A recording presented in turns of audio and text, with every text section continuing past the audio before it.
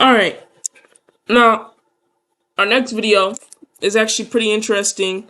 20 people confront a billionaire. Wow. Let's watch this.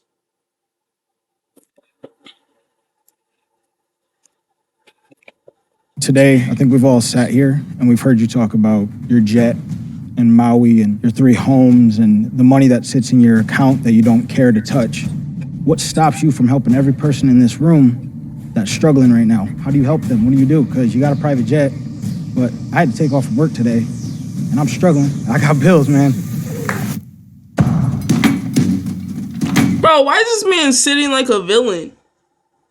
He's not even respecting them. He looks like he doesn't even want to be there. He's like, man, I could just be doing other stuff. What am I doing here, dude? He doesn't even, like, he probably doesn't even know what these people look like. Why does he just have their back? Why does he have his back turned to them? That's what I'm confused with. He's a whole villain. No disrespect to that guy. He cool though. I'm John Looks Morgan. like Franklin Saint when he was talking about the operation in Snowfall. Why is he turning his back on him? Morgan and Morgan. Respect to you, man. Respect to you, man. Respect to you, John Morgan. Respect to you. Founder of Morgan and Morgan, America's largest injury law firm. And according to Forbes, I'm a billionaire. Ask me anything. My first question is, Hey, he's smart with it too. He says some according to Forbes. I'm a billionaire. According to Forbes. Forbes. I ain't saying that. how much are you currently worth, and how did you amass that amount of money? I'm a lawyer. I went to law school and became a lawyer, but I'm also a serial entrepreneur. I built and operate a chain of attractions across America. I have Marriott hotels across America. I build shopping centers. The big part of my wealth has been generated by my law firm, Morgan and Morgan. Well, I don't know exactly how much I'm worth. I used to tell my kids when they were little, when their friends would ask them, are we rich or not? I said, the answer is this: we're comfortable. What do you mean comfortable? Like, I'm telling you, every rich person always says that they're comfortable. If they say that, oh yeah, well, I'm comfortable, they have $1 billion in their checking account right now. You probably need to go ask them for everything you need. Now they're probably gonna say no. I don't know, but that's on you. I'm not lying about this. Everybody who says, yeah, we're comfortable, man. Yeah. 50 mil in the checking account and 100 mil in savings. All right. Now I'm gonna tell y'all why. Y'all ever notice it's the broke people who be doing the money spreads? It's the broke people who be doing the, oh yeah, I got the money. Comfortable people are the billionaires, the millionaires. On way to be trillionaires. Comfortable people are people who basically run the world, who have weight, in this world. That's comfortable people. People who do this with the money, that's not comfortable. You just got that. And that's like a band. And you want to show that everybody have a band. And you finna go spend that on dinner. Comfortable people, man, I'm trying to tell y'all. Keywords, comfortable. you definitely have way more than just being comfortable. You live a luxury life. Do you call being worth $1 billion comfortable? Very. And but you don't feel like it because you don't spend it. When you grow up a certain way, it's not like it's changed much in my life. I'm in the same house. I don't spend the money that you would think I'd spend. It's odd because you have all this money in the bank, but it doesn't really change what you do day to day. My question for you is, Yeah, I'm gonna be honest too. When you get to a certain point of money, you basically have everything. All the clothes, all the cars, just everything. You can eat anything, anytime. What else is there to buy? You You know, when you have money, it's like, what else is there to buy? It's like, you know, when you beat a video game, right? When you finally defeat the final boss and you have everything in the game, you know, you have everything. It becomes boring. This man is bored. He's probably going to do Top Golf off of a private jet this afternoon on a Tuesday. He's bored. He completed life. Well, you didn't complete life until it's your time. But you know what I'm saying? It's like, you have so much money. At that point, it's just taking care of the money and keeping it. It's not going up. Unless you're Elon Musk. Elon Musk just goes up. You know, this man can make $100 billion tomorrow, and he's still gonna say, well, gotta go to work, honey. That man, Elon Musk gotta be the hardest working person. And I'm not trying to be rude, but there's a level of work ethic you have to have 8 companies, be worth billions of dollars, #1 on the Forbes list, and still say, I'm gonna go to work. When you can literally retire tomorrow, stay on a yacht in the Mediterranean going from Monaco to the southern coast of Greece, if you wanted to. Just relaxing for the rest of your life. There's a certain level of drive and work ethic you have to say, I'm going to go up. I'm going to wake up in the morning and I'm going to go do this when you have that much money. I'm just going to be honest. Stops you from using your wealth to change somebody's life. We are not a traditional cafe. We're completely unconventional. And my Wix website really has to capture the same magic. Nothing. Listen, I live 3 places. I live in Florida, I live in Maui, Hawaii, and I live in New Hampshire. But I've taken my wealth and done certain things. Like in Florida where I live, I ran a constitutional amendment twice to legalize medical marijuana. I lost the first time, but I won the second time with 72% of the vote. I believe that income inequality is the #1 issue facing America today. The rich are getting richer, the poor are getting poorer. And every day the gulf is getting wider. So what did I do? I ran a constitutional amendment. I spent tens of millions of dollars to raise the minimum wage from $8 an hour to $15 an hour in Florida. That's a doubling of the minimum wage. So I take that money that I make and I've run those constitutional amendments and I've put money into food banks and coalition for the homeless, and it goes on. And I will tell you this, not to pat me on the back too much about it, because I don't really feel it.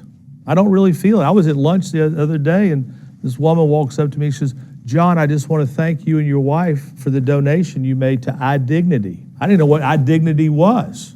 I said, how much do we give? I'll be honest. A lot of these people who are rolling their eyes and stuff don't care. They just want money. I'll be honest. They just want money. They don't even care. They just want money. Now, I'm not saying they're bad people, but dang, you just heard this man say all this stuff that affect masses of people. And all you care is, and where's my $1 million? You're not entitled to that. And I don't even think you know how money works. I don't even know if I can take $1 million out of my account and give it to you. You know what you would have to pay to the IRS? I don't know, man.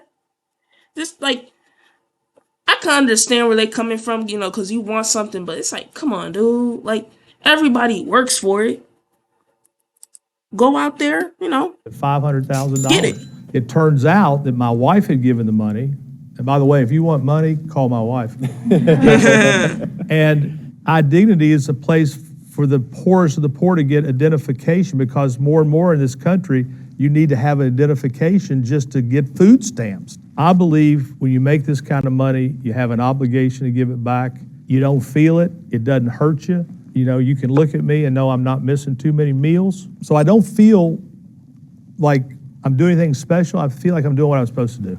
So I'm going to try to rephrase it. What stops you from getting out that car at the moment where you and your son, and you seen the homeless person? What stopped you from changing that person's life?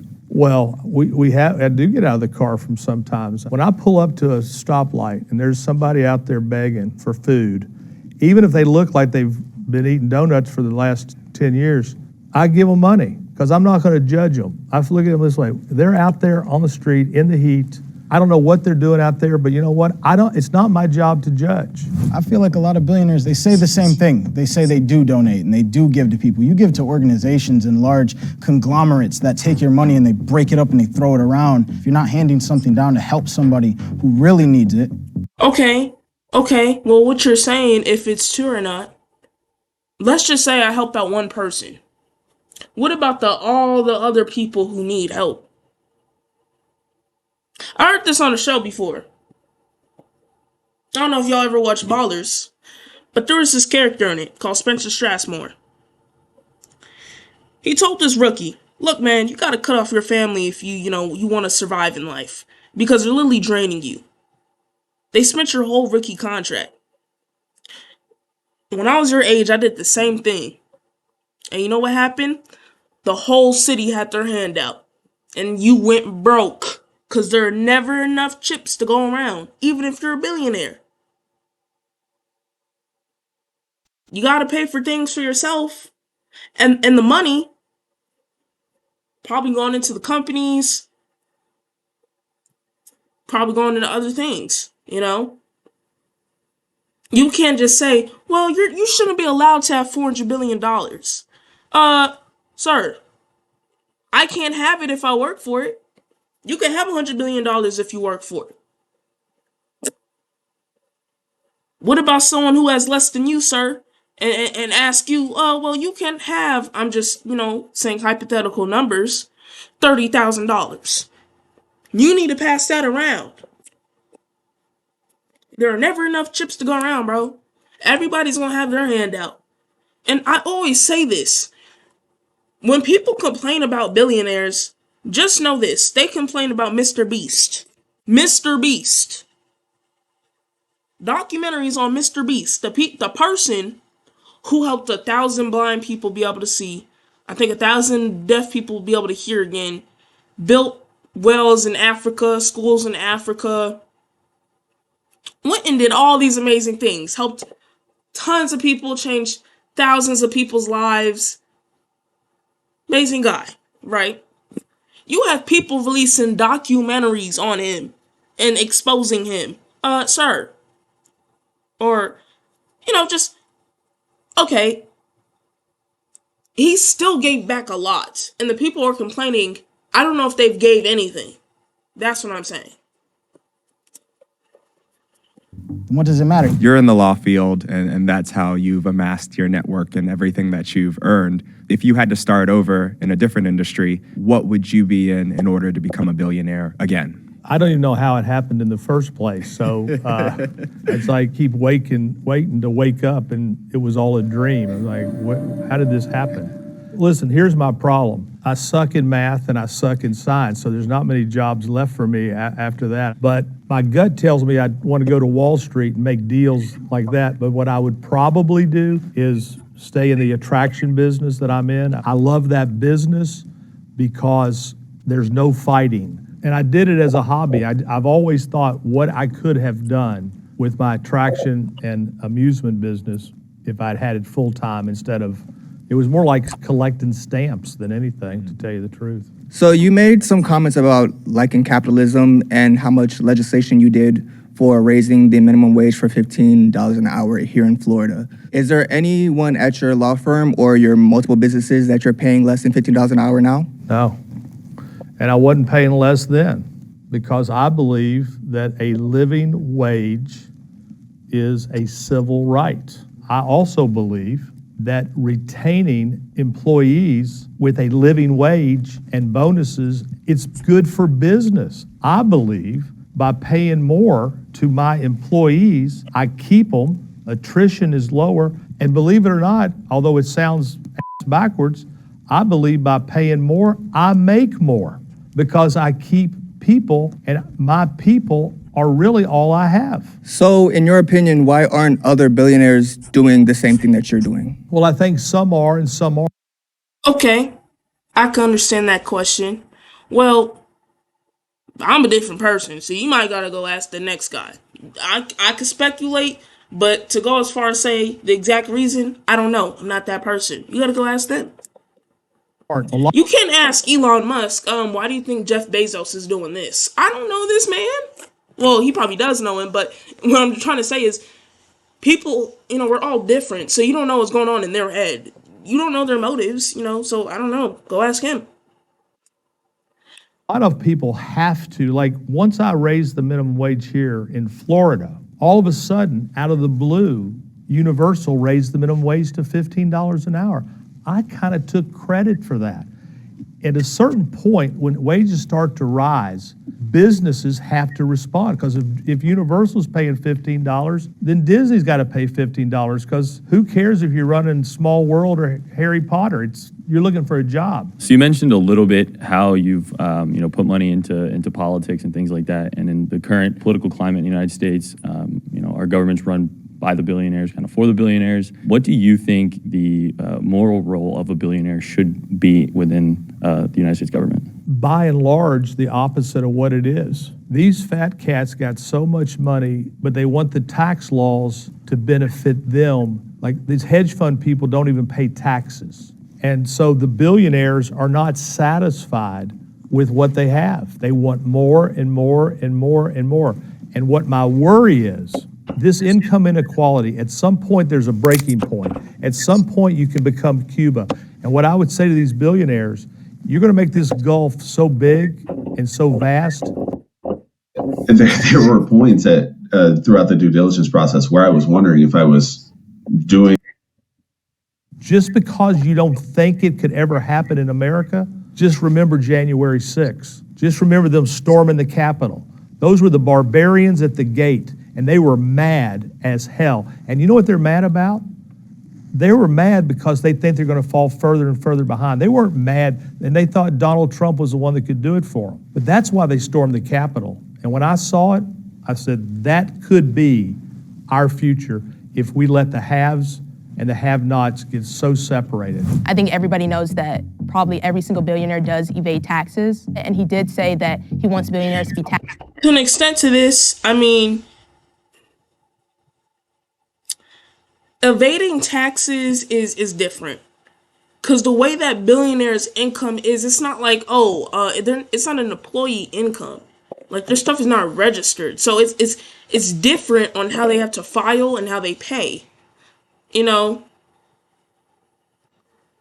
lot of it is just knowing the tax code. You heard Trump say this. He said, I know the tax code. So the reason I don't pay as much as you think I would pay is because I know this tax code. So, I can get away with, it's not that you're not paying, you're not contributing. It's, certain amounts I only have to pay, basically, because it's not a set income like that. And what this is, you can't avoid taxes. If you don't pay taxes, you're gonna go to jail. You have to pay taxes. Trump, Elon, Jeff, Bill Gates, they all pay taxes. It's the amount that they pay people just don't like. But the amount that they pay is because they know the tax code. They're smart, They know how to manage their money. So if you know that, okay, if I buy this, it's really going to write off this amount of money so I don't have to pay, really, levels you up. And that's not tax evasion. That's just knowing the tax code. Giving away and donating is part of the tax code.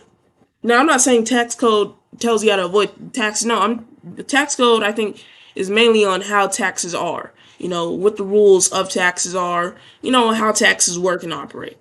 I'm just saying billionaires, they know it to a T. That's why they're able to keep so much money. That's why. You can't just not pay taxes. You can't just do that. Tax so high, but unless you live in Dubai, and if you're an American citizen, I still think you even have to pay taxes. Or you are a Monegasque citizen. You live in Monaco. Or, you're United Arab Emirates citizen, born and raised. That's what I would think if you don't have to pay taxes. Everywhere else in the world, you have to pay something, I believe. can promise you he probably has found ways to evade taxes. Back in around like 1940s, you know, the tax rate was around like 90, higher than 90%, right? Would you be somebody that would advocate to bring back such a high tax rate in order to redistribute the wealth? I don't know about 90% because you got to have some motivation. Listen, I am a capitalist. I believe in capitalism, but I also believe we have to do the most for the most with least. So when you mention capitalism, right? Capitalism is kind of inherently parasitical, right? You're going to always take more from the workers. But like everybody who says this, I think they participate in it to an extent.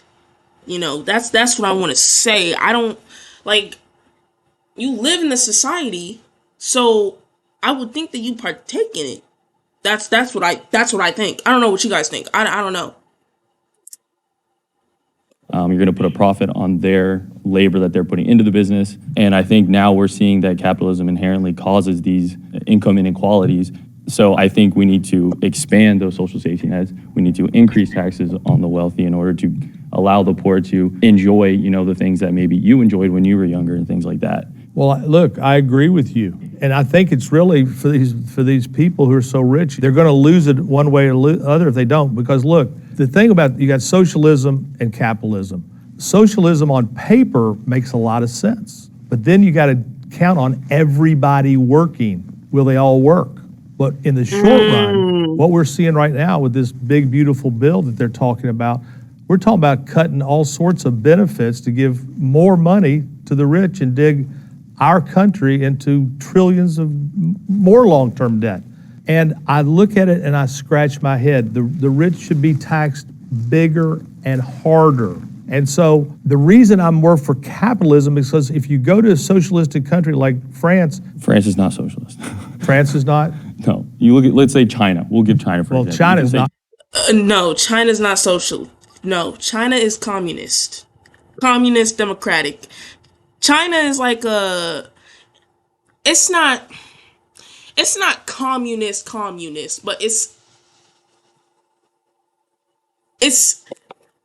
they're a little more lighter when it comes to communism.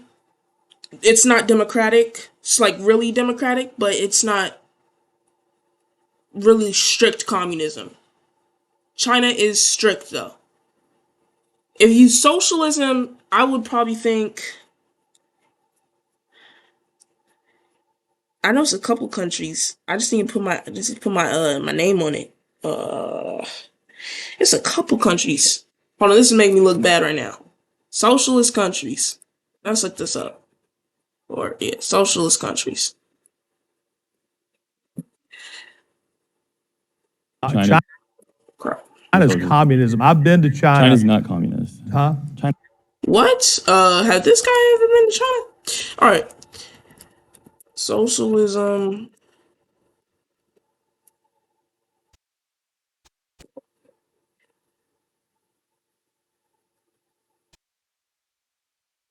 Norway, Denmark.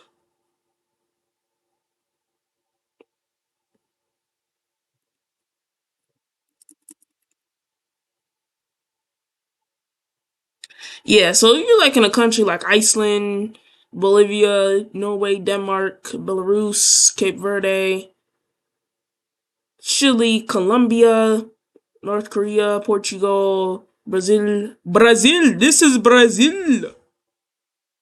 Equatorial Guinea, Belarus. That's different.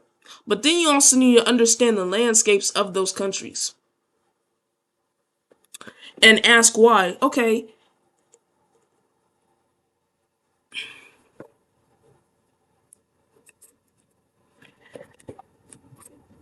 If they're why are they socialists? You could say, well, Monaco doesn't really have taxes because they don't need it because number one, Formula One, and they have that big old dock where all the rich people go and park their yachts at. And if you look at the history of Monaco, you realize, oh wow, the way Monaco was built, they didn't need taxes. And because of the size of Monaco and the geography of it, there's so much reason into why Monaco doesn't have taxes.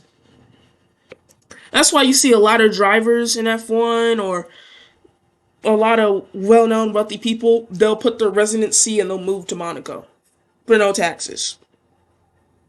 So, yeah. China's not communist. They're run by the Chinese Communist Party, but they're not. What don't are have they? They're a socialist country. So, No, that's a communist country. China's communist. You could look this up. Communist countries.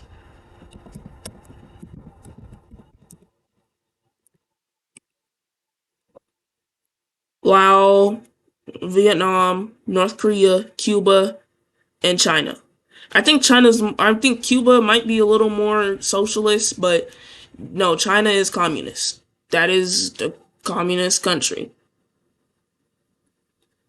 That is a communist country. I don't know where this guy's getting his information. No diss to him, but no, China's communist. That is no. socialist? Yes, and you Listen, look at their man, infrastructure. hey, you man, look at I've been to their China. wealth inequality, and it's actually pretty. I think a lot of this is fact checking. I don't know where this guy gets his information from. If you go to every country, they have wealthy, they have poor. Unless, like I said, you go to Monaco or Dubai. That's where, and really, that's where I could probably be like, I don't know if they have a wealth gap like that. I don't know. Good. Have you ever been to China? Have I? No. Let me tell you something. It is the most oppressed country No, I've ever no. been to. Look, no. China's not oppressed. How you gonna tell a person who has been to China? No, China's not the. No, China is not controlled by a communist government. How you gonna tell a person? China Where are these people? they have Are these great people paid social actors? You I need don't to go think to these people are China real. and No, this watch to me. the people with their heads down. This is a completely different China we're talking about. I'm talking. I'm not China today. What the? I'm talking. Yeah. Okay, if we're talking about China today, then no. Then you have drank the wrong Kool-Aid. Ooh, yeah, must be the water. I will say this though, China is not bad like that. There are people who live in China and who enjoy healthy, amazing lives there. Like, just you could say the same thing for people who are in America, or people don't have the best lives here, and there are poor people here. It's like that everywhere you go. All right, you go to Mexico, you can go to Canada. China is not bad like that. China is a first world country. It's a first world country. It's not bad like that. Like, it's not an evil place. It's not where the dark overlord is.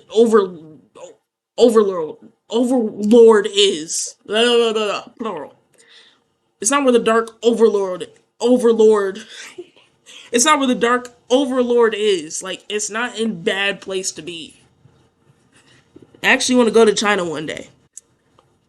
It was like, I want to go to China. I ain't gonna lie, chat. You can ask my mom and dad this. Like, we would be in the car randomly, I would just be like this. I want to go to China. I want to go to China. I want to go to China. I want to go to China. I would just randomly be in the car and say that.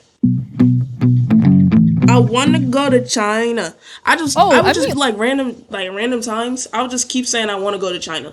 I don't know why. only Asian person in the room, so it's like so weird to see somebody kind of like debate about a country that my mom is from. I would have to agree with John more in terms of like China being a communist country. John, I'm a parent, and one of the challenges I have is making sure that my mindset is not my children's mindset. How do you overcome that challenge as a billionaire to make sure your children have their own mindsets? That's hard to do because they live with you and they hear you. The interesting thing about life is you get older, you start listening to your children, you're like, they're stealing all my shit. I said that, I did that. But what I used to tell them is this: when you're watching me, take the good parts and leave the bad parts. And the thing I used to tell my kids is, The only thing that I want you to be, I don't care what you are other than this, I want you to be a compassionate human being. I want you to put other people first. And that's the only mindset that I wanted them to take. And I think that they have done that. One of my goals, I think, is to make my kids better than me. What's your main challenge that you see as a billionaire making your kids better than you? The main challenge is that your children do not feel entitled. There's nothing worse than an entitled person, somebody who was born with a silver spoon stuck up their butt, and they become the worst person in the world. I never bought my... I'm gonna be honest, chat. This is another myth about parents who have money. A myth about parents who have money is when you have money as a person, your children are gonna be messed up. No. It's not the money that jacks up your children, because you could say that poor parents who have no money, their children are amazing. No, that's not always the case. Their children can be bad, so can the rich children's be parent. So could the rich parents' children can be bad. Their children can also be really good and go out to do many great things for themselves and their families. So can the poor people's children. It's the same thing. It's not the money, it's the person. Money doesn't dictate who you are. It amplifies who you are. If you're a slob who doesn't want to do anything but eat all day, you're just gonna have money and just gonna be eating all day. You're gonna be more fat. If you into drugs and all you like to do is just do drugs all the time and GTRP, you gonna be cracked out. You can buy anything you want and how much you want in GTRP. Money only amplifies who you are. If you're a good, compassionate person, like he said, and you do what you're supposed to do, you keep your head down, you work hard, money's just gonna amplify that. And you're gonna be able to do anything you want. And it's gonna open up so many possibilities and so many doors. That's what money does. It opens up stuff for you. You can decide if you want to open up to the dark or open up to the light. That's your choice. But some people, if a person's a douchebag and they have money, they're gonna be even more of a douchebag. So, it's just like money is not controlling. You control the money. Just be yourself and you'll be fine. Kids nice cars because I knew they were going to be dinged. And you have to make your kids work. You have to. Yeah, that's true. I'm a kid too. Unfortunately, I can agree. When you get your kid a nice car, as their first car, like if you get your kid a Lambo, you might be tweaking. I don't know. I know it's just a car, but insurance is going to kill them. You're going to have to pay more for it, and they barely even know how to drive yet. And that can endanger them, because they're children. They're going to want to, go fast. Influence. You got to teach them rules about the road and how, driving on the road works. And moreover, they're a kid, so they're probably going to ding up the cars a little bit. If you ding up like a little Toyota or a Honda, it won't be as bad. But if you do like a little Mercedes, it's like, hold on, man. You need a job. Cause you know how much I have to pay for this? You have to be flipping burgers like Keenan Kel was in that burger movie. Good Burger. Welcome to Good Burger. How many take your order? You might have to be from Good Burger or something. Cause hold on, man. Who paying for this? It ain't gonna be me. Have consequences that are consistent, but the main thing you have to do, if I was giving advice as a parent, you got to spend a whole lot of time. It's all about the time. And exactly. The reason why a lot of these rich people's children be jacked up is because they don't spend time with them and really train them. So if you're not really in their your children's lives and you're leaving them with nannies and babysitters, they're not gonna be they're not really gonna be screwed too tight. They're gonna be entitled. They're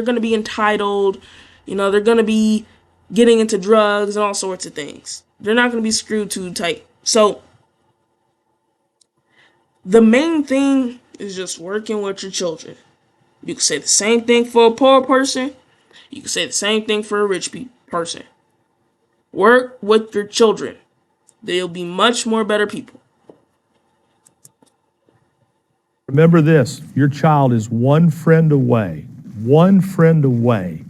from total disaster. And when you see that friend, you got to separate that friend as hard as it is. So you just mentioned that when you have a child who is having a friend that you find them to be not good for them, essentially, that you have to do what you can to separate them. As a billionaire, what does that entail for you? Well, you can only do so much. I mean, I've only separated 2 friends in all the years. And one was a kid who used to come over and, he just reeked of marijuana and he was stoned and I just... Don't let your kid do weed. And I know I'm a kid, but no, weed is not good. I don't care what anybody says. I don't care. Like, you will have many people be like, well, Elon and Obama smokes weed. Buddy, you're on the couch. You have no money. You can't even go to Chipotle and order a burrito. You have no money. Your stuff will go to red. The negatives. Now, like I said, it's not the weed that's doing it to you. Or wait, actually, it could be because that stuff make people stoned out. Weed is not good for you on many reasons. Have you ever noticed when you talk to a person who does weed and they're like, yeah, man, like, dang, like, that stuff is crazy, dude. That's like, it's old, like, you notice that. And then weed also kills your brain cells. If you're under the age of 25 and you're doing weed and and you know your brain is not fully developed, that stuff will kill off your brain cells. That stuff is not good. And the weed nowadays too, I'm hearing a lot of people be getting laced with fentanyl. A lot of other stuff that shouldn't be like messing with. Crack, fentanyl, all that stuff. They weed be laced. Many people will also say that they've seen their friends do weed. Smoke one time. Hit it one time. His brain don't work. Now he thinks Santa Claus is chasing after him. He thinks the monster is underneath his closet. Because he hit it one time. Marijuana is not good, as they say. It's not, I hear a lot of, weed makes you happier. No, there's a lot of depressed people who take weed. And you see their lives don't change. Alright? Weed is not that good. There's a lot of lies about weed. And I don't care if I'm coping or if I'm trying to make myself look better. I know. It's the truth. Weed is not good. It makes you lazy. It messes up your brain. You start tweaking at random times. Like, no, man, leave that stuff alone. That stuff is not good, as people say.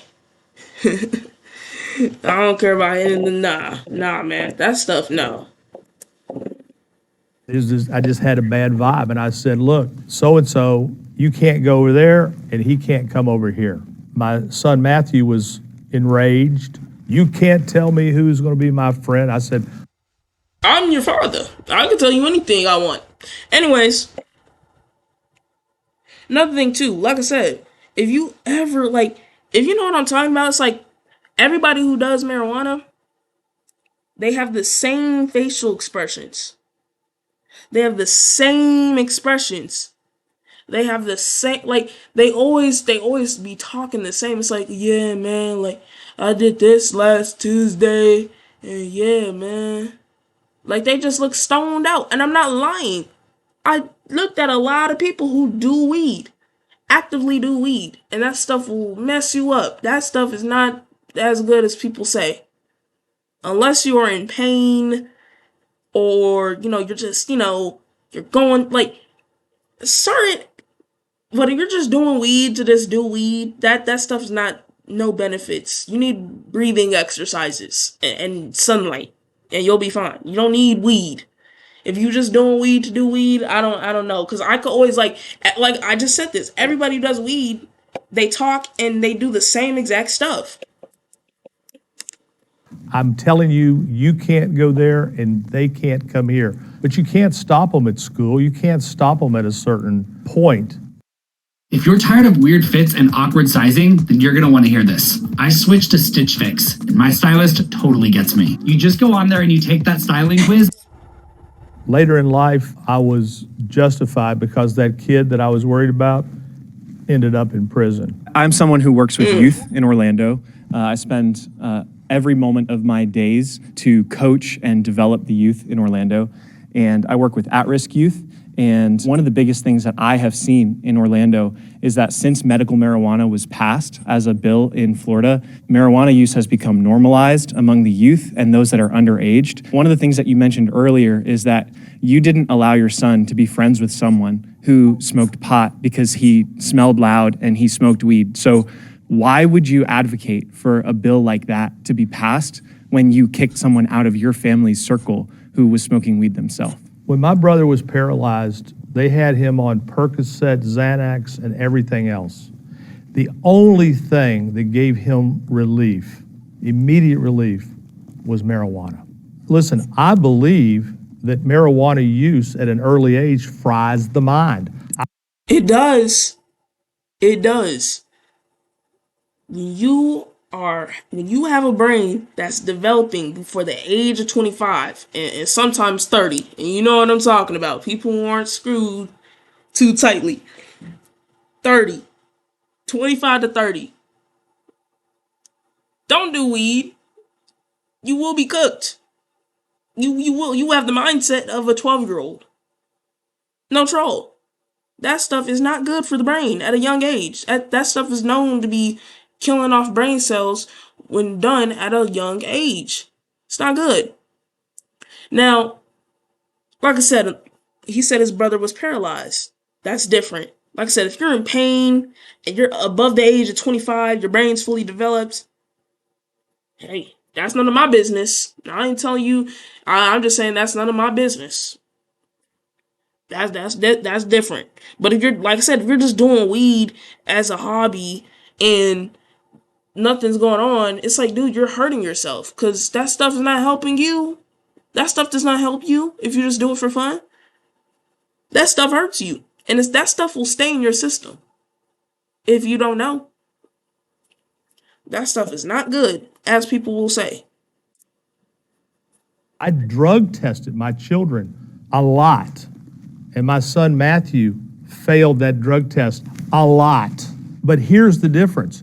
Would I rather have my brother taking marijuana gummy or opioids, fentanyl? It's a no-brainer. So I don't think marijuana use is on the rise. Let me tell you something. If you want marijuana today, go to any middle school in America. Yep.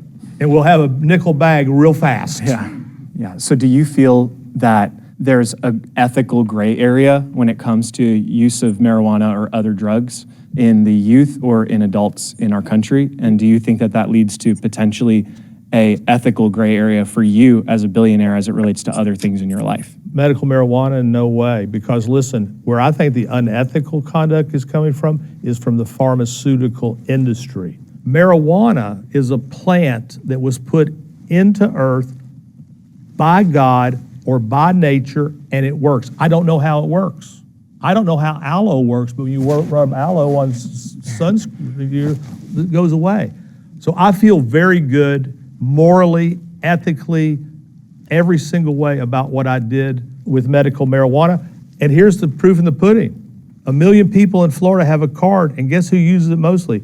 People 65 and older. Go to the marijuana stores, look at the marijuana stores, look who's going in. It ain't kids, it's me.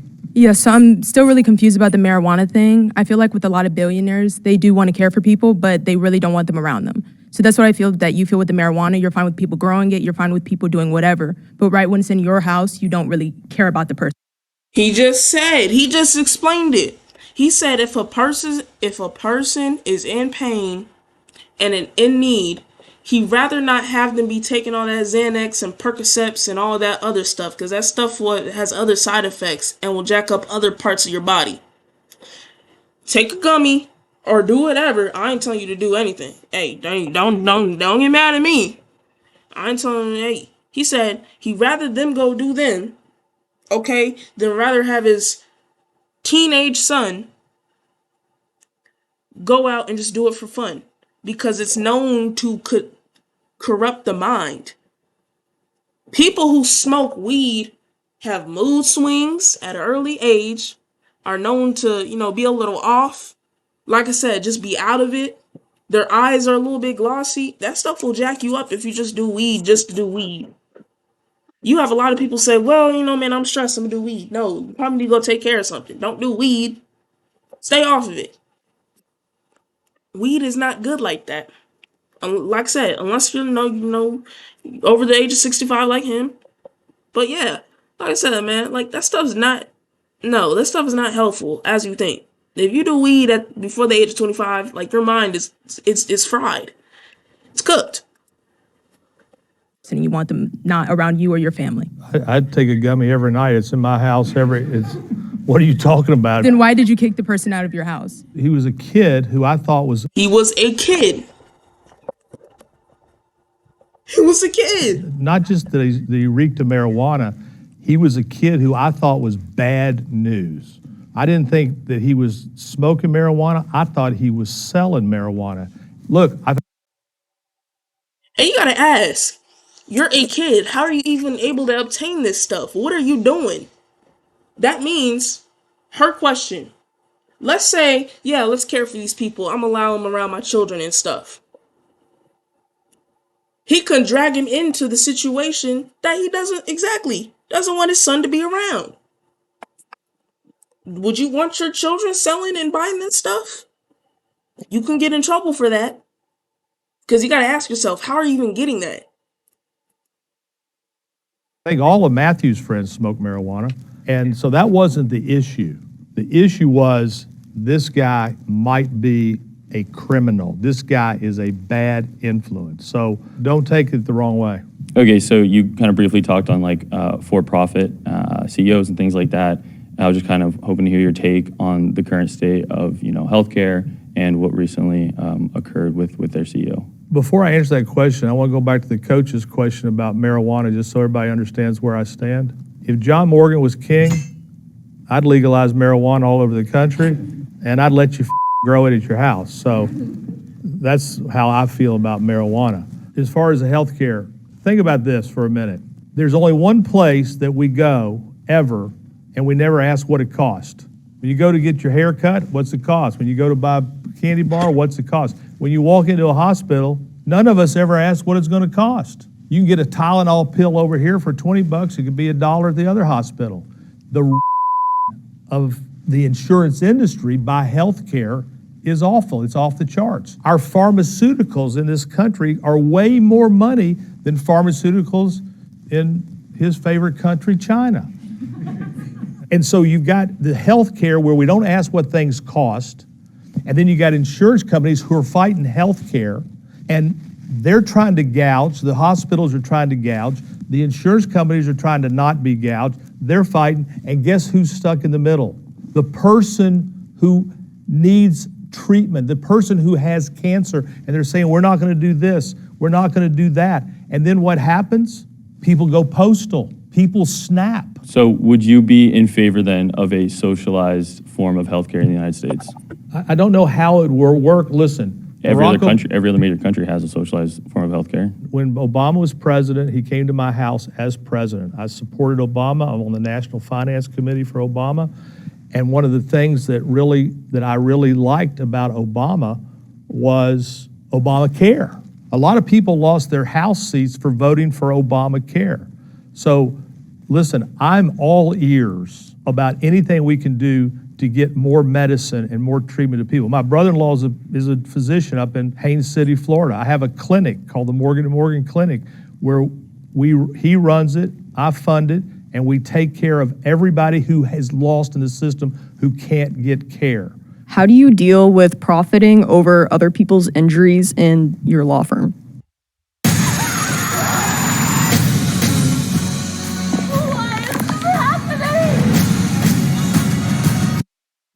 Every business They is just in be making business anything. to make a profit. If you don't have a profit, you don't have a business. On the other side of me and on the other side of my clients are insurance companies. Insurance companies do this. They take in premiums and they try not to pay claims. When they try not to pay claims fairly, that's when I'm hired. When I'm hired, the people who are hiring me cannot afford a lawyer by the hour. And the insurance industry, they live in this world. Deny, delay, defend. Their job is to never be fair with you. The people who come to me at their time of need are people who've had something taken from them. The business I'm in is being the key to the courthouse for people who can't afford it, taking all of the risk. And believe me, I've lost some cases where I've written off millions of dollars. But at the end of the day, the only thing between me and them getting a fair shake from the insurance industry is what we do, which is take them to trial. So I never even realized it could be this lucrative until I got in it. But I've also scaled it in such a way that most personal injury firms are like, one-trick ponies in one city. I built mine throughout the entire United States, and by having the scale that I have, my profit got a lot bigger. You have mentioned before that you make money off of people's injuries and stuff like that. Do you think it's ethical to, I don't want to say take advantage of people, but take advantage of people when they're most vulnerable? I think what I do is highly ethical. I think that the insurance industry is very unethical. I believe that I'm the difference between people getting back what was taken from them and relying on the insurance company. I believe that what I do is almost, not quite, like a ministry, because people come to me and They just compare themselves to the Ministry of when Defense. they've lost What? their home, lost a life, lost a limb, lost livelihood, and they have no way to fight back. So I can tell you this, I sleep very well with what I do and why I do it, because I am the civil police representing the people who cannot have a voice for themselves. I got into this business because my brother Tim was paralyzed, so I got to see what it's like to be on the other side. I got to see what it's like to be the poor person that's being oppressed. And I'll tell you what, it is the worst feeling in the whole world to be hopeless, powerless, helpless. And when you get to step in and even the playing field and say, hey, that ain't gonna happen. And when they try to give you peanuts, we're like, we're not taking peanuts. When I walk into my lobbies throughout America, when I see those clients sitting there, I see my brother, I see my family, and I want to treat them exactly the way I would have wanted to be treated. Do you believe most billionaires and lawyers are compassionate? I think it all depends on the person. You gotta I ask believe them. what's helped me in my life and they up was to me. Ask I came them. from a very difficult childhood with a lot of economic insecurity and alcoholism. Everything bad that you could think happened did happen. But the good thing about those things, if you take it the right way, is those things can generate later in life serious compassion on your part. Whenever I would see somebody homeless, I used to tell my children, just remember this, they don't want to be there. And once upon a time, that was a little girl and little boy eating an ice cream cone, swinging, having the time of their life. And they don't want to be there. And don't judge them because we don't know how they got there. John, how do you care for your clients when you're done with them? I know your motto is for the people, but it seems like it's only for the client. Up until a certain point, the award is won, the case is closed. How do you take care of your people after you're done with them? Here's how I take care of the people. I change conduct. I just got a big verdict against Takata airbags down in Miami a few weeks ago. I can promise you this, because of my cases, Takata is changing their conduct. I'm one of the lawyers on the opioid cases. These pharmaceutical companies were killing us. That's not happening anymore. I have cases against the tobacco industry. The tobacco industry is in the business of premeditated murder. These are evil, evil, evil. Cigarettes too. Cigars too. Tobacco is not a good thing like that either. So drugs in general, I don't think are the most helpful things to people. I'm not saying if you, but like, eat like drugs aren't like the most helpful. Like, I'm not saying that they're not the most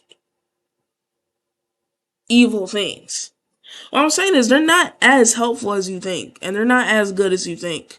Like I've seen people, who said that they took acid, and next thing you know, 5 years later that they quit, and the lights are going on the rainbows. Like they keep zoning out when they're driving. Because they took acid. Like these drugs will activate certain parts of your brain or do certain things to your brain. So like it's just like tobacco, all these things. They're not good, dude. Especially tobacco. Tobacco is, oh no. Don't do that. And to people who smoke weed, do know that you're inhaling smoke, and that's not good for your lungs. And I always never got, like, people who always said, oh yeah, you do weed, you do that. I always ask, dude, you're inhaling smoke. You're turning your lungs black.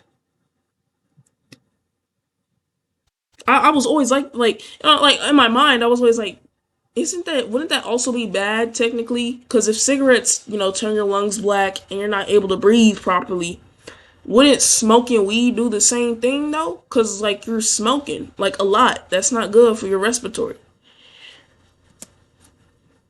Companies. And so for the people, not my clients and people, the people who I'll never represent, the people who will never know me, I'm changing conduct. My question to you, throughout law school, I heard a lot that lawyers are the reason why insurance costs so much and is expensive. So what is your take on that? Well, you heard that from the insurance industry. There's been tort reform after tort reform all across America.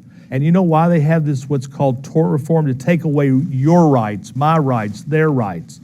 They say, we're going to take certain rights away from you, and your rates are going to go down. But here's what's never happened. They've never tied one of those bills to a mandatory decrease of insurance premiums. These insurance companies take premiums in, they make bad investments, and then they say, oh, the lawyers are causing us to make bad investments. No, the lawyers aren't the problem. The insurance companies who run their companies poorly are the problem, and they just want bigger profits. And by the way, when you go home, Google their profits. Google what their CEOs are making.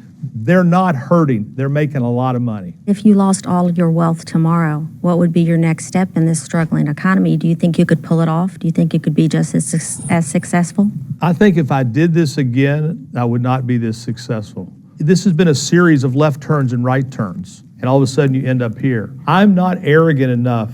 I believe that 99% of what's happened to me is luck or blessings or whatever you want to call it. I think, yeah, it's both. To a certain extent, you can work hard, but a lot of it is right place, right time, blessings, and luck. That's what that is. You can't just say, oh, well, this is all lucky. No, because you could say that for the dude who you see every day selling fruit and food out of his car and stuff, and out of his food truck every day. Why isn't he a billionaire? But, you just have to have that mentality that a lot of it is blessing. A lot of it is luck given to you, So that's what, a lot of it is. Not a lot of it, but, that's what I think, that's what I think it could, that is, blessing, right place, right time, luck. And, working hard, getting blessed, I'm a pastor, and one of the core tenets of many faith systems in the world is a rejection of possessions and wealth. Do you feel like you had to sacrifice part of yourself or your faith or your family to be able to get where you are today? Not at all, because my faith has been at the forefront of everything I've done. It's the teachings from my faith guide me not only in my life, but in my business life. And same old phone? Nah. Upgrade to the new Galaxy Z Fold 7. Gearing up for college? Don't stress. Get the money. Those lessons are. I think, when he said rejection of possessions, I think a lot of that means on how you go about getting those possessions, reject on, the evil ways on doing that, maybe. I don't think it's bad if you have, a nice house, nice car. I don't think it's bad. I think it's bad, if you sell your soul, as in doing actions that you shouldn't be doing to obtain those things. That's what I think that is. Going out and doing something that you're not proud of, to obtain those things. Because you could say the same thing, for a regular person who just has a house and a car and a family, those are possessions. So, I just think that's what, I just think some things, I just think that's what that means, though. Yeah. Are fairly clear to me. Do I think I need to take a vow of poverty? I don't think so. If I'd done that, I would have been a Catholic priest. So no, I have never found a conflict in making money in my faith. I think the conflict would be if I made money and didn't use my money for what I've been taught to use my money for. What my goal is I don't live anywhere near what I make, except, my jet. And that is excess.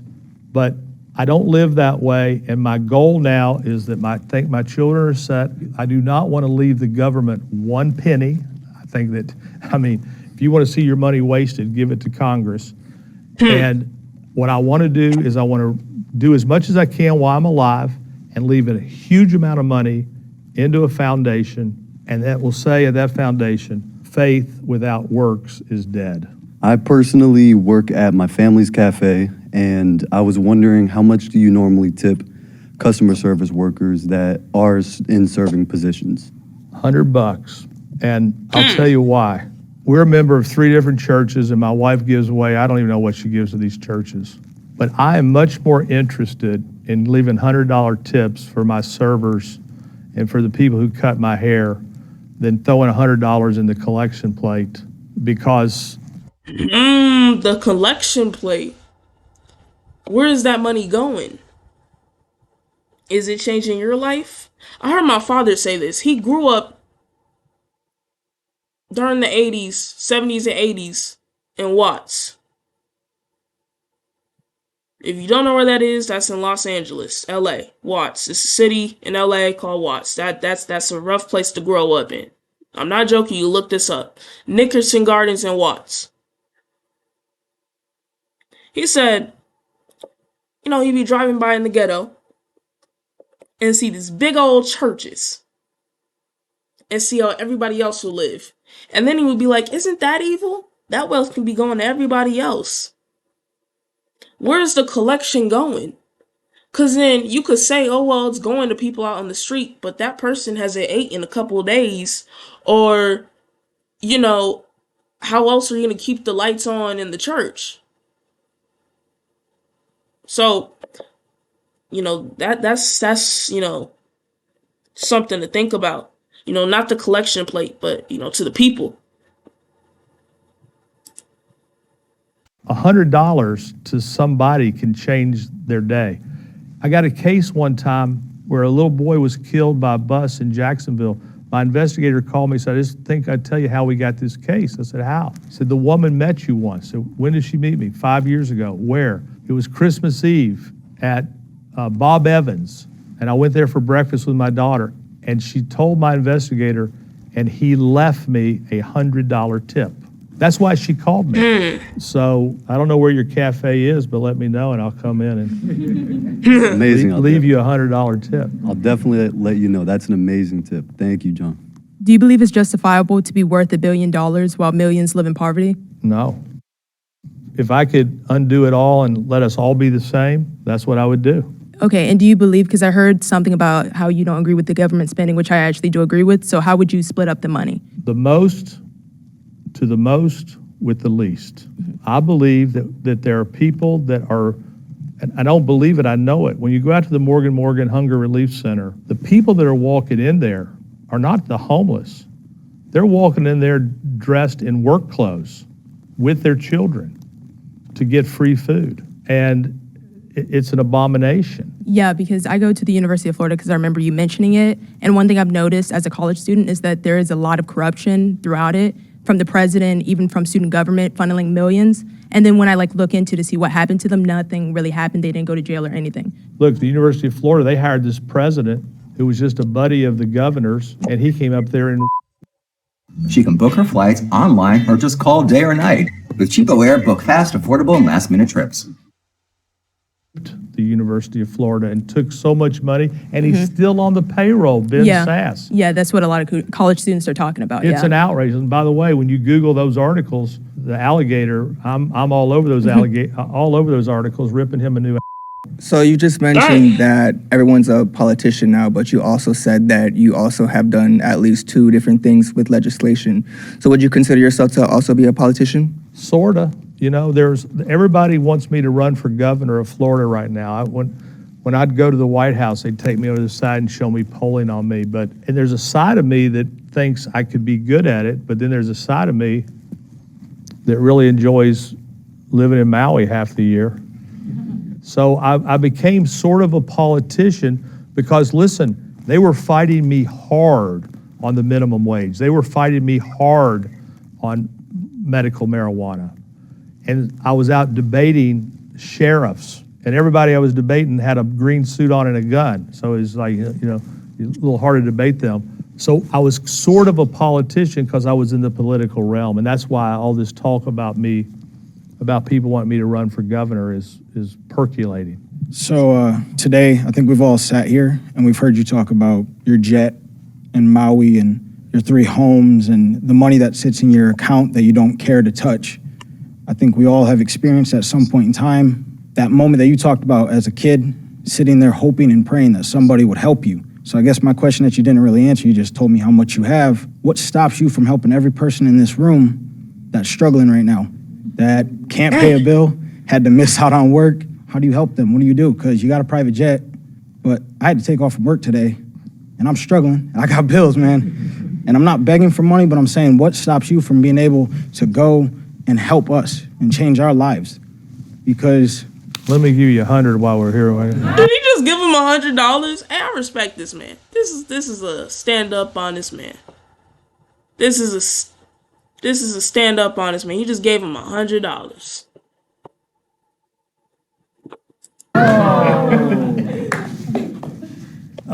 Thank you. Don't buy marijuana. No, I don't smoke. At I the don't middle drink. school. No, man. Nothing stops me. Listen, here's how I look at it. I went to a religious retreat one time under duress. It was called a Crescio. And I thought it was going to be a bunch of bullshit, and it was basically a bunch of bullshit. But at the very end, it all came down to one thing that I took from that meeting. And here's what I took. I can't change the whole world. I would love to be able to. But the phrase that I took from that Crescio weekend was, bloom where you're planted. What does that mean? That means I can't solve hardly anything. But every once in a while, I'll get a God whisper, somebody asking. Then I think back to that Crescio, and it's like, bloom where you're planted. And I feel like at this moment, that's what I'm being asked to do. And I can only do so much. I'm trying to manage my money so that at the end of it all, it can have the greatest bang for its buck.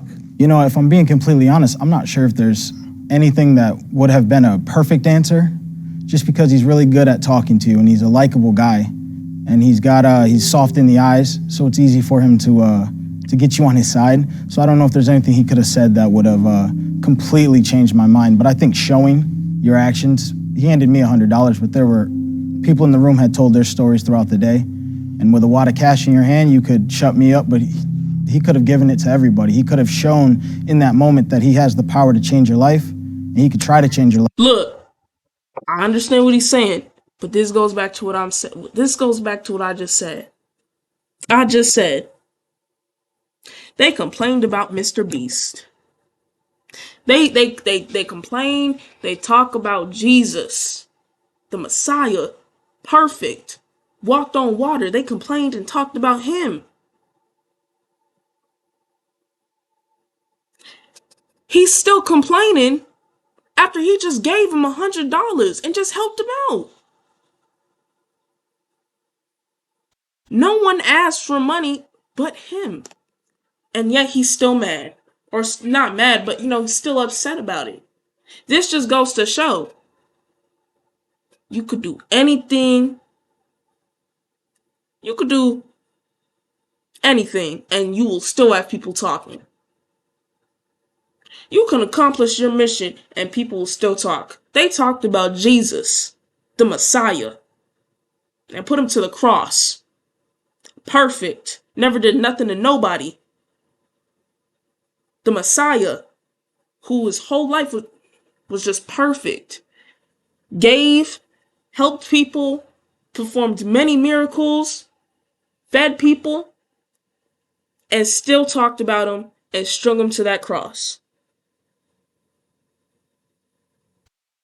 That just goes to show you that no matter what you do in life, you will still have people talking about you. You will still have people having something negative to say about you. No matter what you do. So, my point to y'all is, if you have a vision in your heart, go after it. And when I mean go after it, chase it. Hunt it down. Freaking think nothing else but that. Do everything in your power to make it true and greater. Because people will always have something to say. Don't go to your friends. Don't go to... No. People will always have something to say. I want y'all to realize something. When you notice people call positive things corny or people always have something to say, know that in today's generation, the human brain is over-sexualized and can only read to a 4th to 5th grade level. And on top of that, all their humor and all their trends and all their opinions comes from 12-year-old corny white kids on TikTok all day. So they can't think for themselves. They can't read. They don't know how to comprehend things. They get all their opinions from the internet. And you want to share your visions that were given to you from God to these people. No hate to them. But moral of the story, go after it, man. Go after it. Go after it. And don't look back. Because the same people who talk will be the same ones who say, man, I knew that guy, man. He was my best friend, man. I always believed in him, man. No, those are the people who were talking. And now they're saying something different. Go after it and never look back. That's what I gotta say. And shout out to T-Bank, SOTS. Hashtag stay on that side.